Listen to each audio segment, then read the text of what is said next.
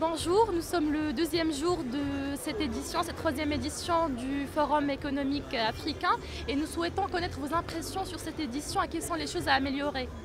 Alors Nizar Baraka, président du Conseil économique, social et environnemental. Aujourd'hui, on considère que cette édition est une vraie réussite. D'abord parce qu'elle s'inscrit dans une logique annuelle, puisque dorénavant, en fait, c'est une édition qui se retrouvera en fait annuellement.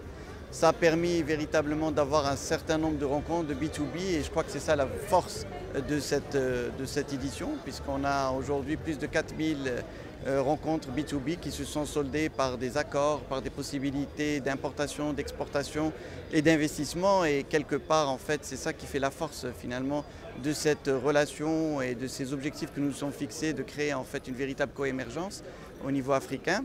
Ça a été aussi l'occasion d'avoir des panels de très haut niveau qui ont montré véritablement qu'il y a une vision partagée, qu'il y a une volonté d'aller de l'avant conformément aux orientations royales, mais plus que tout ça, il y a aussi, je dirais, des acteurs qui réalisent, qui se rencontrent, qui discutent et qui arrivent à concrétiser en fait cette volonté de donner en fait des opportunités d'emploi et des projets d'espoir à nos jeunes.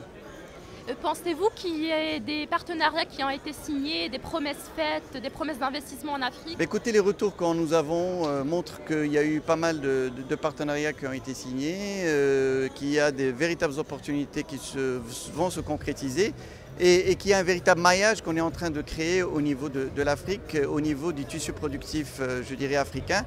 Et c'est véritablement, je dirais, le lien social le plus fort qu'on pourrait développer pour assurer cette citoyenneté africaine. L'équipe East Afrique vous remercie. Merci.